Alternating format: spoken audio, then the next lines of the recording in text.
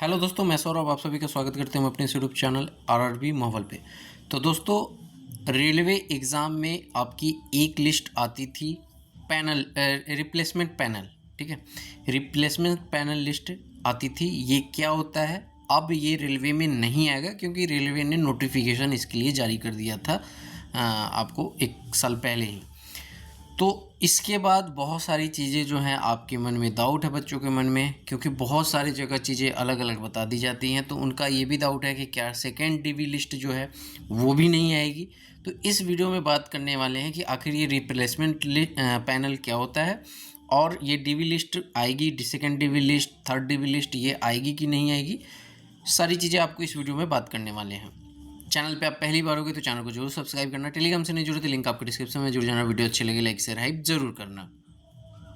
तो देखो, हम आ चुके हैं रेलवे के ऑफिशियल नोटिफिकेशन पे। ये जो आप यहाँ पे देख सकते हो, गवर्नमेंट ऑफ इंडिया, भारत सरकार,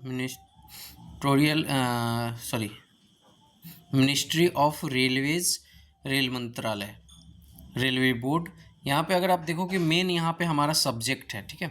सब्जेक्ट क्या लिखा गया है आप देख सकते हो। Subject recruitment of staff in level 1 of 7th CPC pay matrix of Indian railway, modification of criteria of replacement panel regarding, ठीक है।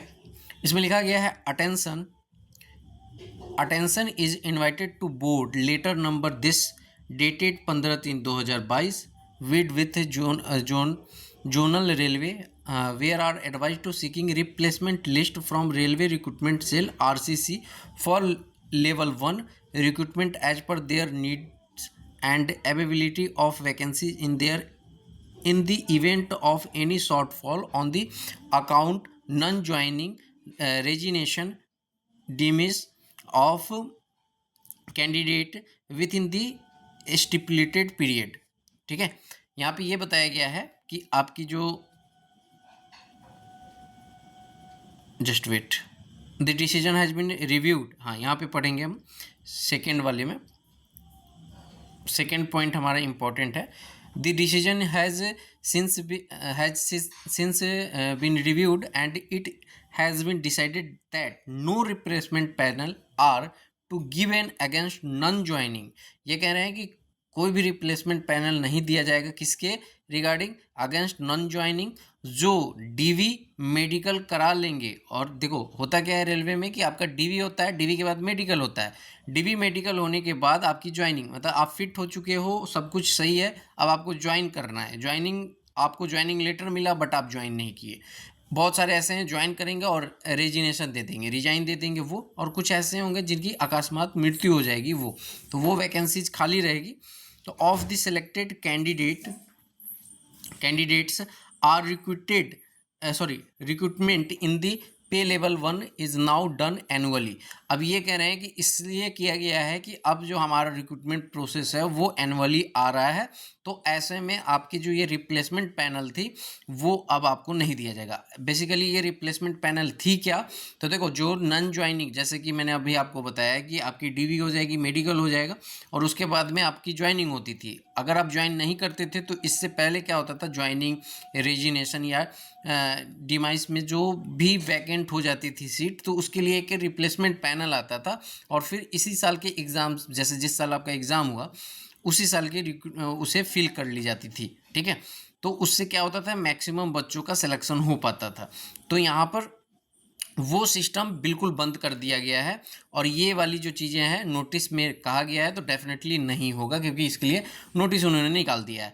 लेकिन अब आपका ये डाउट है कि सेकेंड डीवी होगा कि नहीं होगा, क्या वो भी लिस्ट नहीं आएगी? क्योंकि ग्रुप में बहुत सारे बच्चे ऐसे हैं, यूट्यूब पे भी बहुत सारे बच्चे ऐसे कमेंट किए कि लिस्ट नहीं आएगी, अब बंद हो चुकी है। तो बिल्कुल ऐसा नहीं है, डीवी लिस्ट आपकी आएगी, ठीक है। ये सिर्फ उन सभी के लिए है जो जिनकी सब कुछ फिट हो जाएगी, मेडिकली फिट होंगे, डॉक्यूमेंट वेरिफिकेशन करा लेंगे, वो ज्वाइनिंग के लिए एलिजिबल हो जाएंगे, उनको ज्वाइनिंग लेटर मिल जाएगा और उसके बाद वो ज्वाइन नहीं करते हैं तो वो वैकेंट सीट जो है वो नहीं आपको मिल पाएगी। मतलब कि आप मानो कि जैसे कि 100 वैकेंसी पे रिक्रूटमेंट निकली, 100 वैकेंसी में 100 की यहाँ पर पूरी प्रोसेस हुई और प्रोसेस होने के बाद क्या हुआ कि यहाँ पर 100 लोगों को ज्वाइनिंग लेटर डिस्ट्रीब्यूट कर दिया गया, बट इसमें से 90 लोगों ने ही ज्वाइन किया, 10 लोग नहीं कर पाए। तो पहले ये 10 लोगों को भी फिर से क्या होता था कि 100 से नीचे वाले 10 यानी 90 लोगों तक ये जाते थे और फिर ये फिल करते थे, यानी कि 100 से नीचे वाले में जाते थे और इस 10 लोगों को फिर फिल करते थे रिप्लेसमेंट पैनल से। लेकिन अब ये 10 वैकेंसी जो है वो खाली जो रहेगी वो नेक्स्ट साइकिल में ऐड हो जाएगी, ठीक है। लेकिन जो आपकी सेकेंड डीवी लिस्ट है, थर्ड डीवी लिस्ट है, वो क्या है कि वो आपकी है जो मेडिकली अनफिट होंगे या एब्सेंट होंगे डीवी में, या डॉक्यूमेंट उनके पास कंप्लीट नहीं होगा, तो वो क्या होगा कि उनकी डीवी की सेकेंड लिस्ट भी आएगी, थर्ड लिस्ट भी आएगी और कट ऑफ कम होके आएगी, ठीक है। इसका मतलब ये मत समझना कि आपकी वो भी लिस्ट नहीं आएगी, वो लिस्ट बिल्कुल आएगी। क्यों? क्योंकि देखो जैसा कि मैंने आपको बताया कि 100 वैकेंसी है, 100 वैकेंसी में क्या हुआ कि यहाँ पर अब मानो कि जैसे कि इसमें से आपका क्या है ना कि मान लो कि जैसे मैंने आपको कहा कि 80 लोगों ने क्या किया कि मेडिकली फिट हो गए और ये चले गए, 80 लोगों को ज्वाइनिंग लेटर दे दिया गया, ठीक है, उनको ज्वाइन करने के लिए 20 नहीं कर पाए। तो इस 20 के लिए क्या होगा कि सेकंड पैनल आएगा, थर्ड पैनल आएगा डीवी का और फिर आपकी डीवी कंडक्ट होगी, ठीक है। लेकिन इस 80 में से भी अगर 10 लोग नहीं ज्वाइन कर पाते हैं तो ये वाली वैकेंट होके और वो आपकी नेक्स्ट साइकिल में आएगी, ना कि ये वाली पूरी फिल होगी, ठीक है।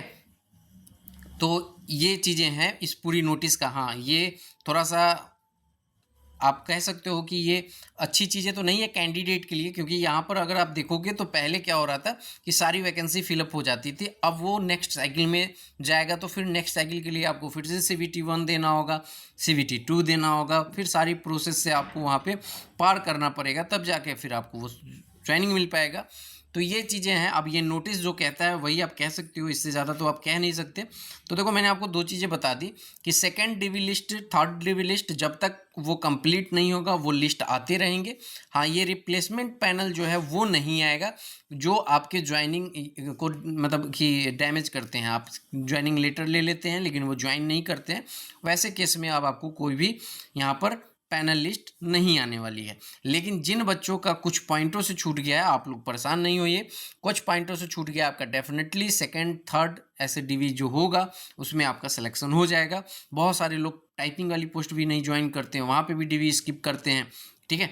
मैं आपको कल एक वीडियो दूंगा जो कि मैं आपको बताऊंगा कि ग्रेजुएट में कितने लोग जो हैं डीवी स्किप कर रहे हैं, उस अकॉर्डिंग आपको यूजी का भी आइडिया लग जाएगा, क्योंकि यूजी में बहुत सारे लोग कॉमन हैं।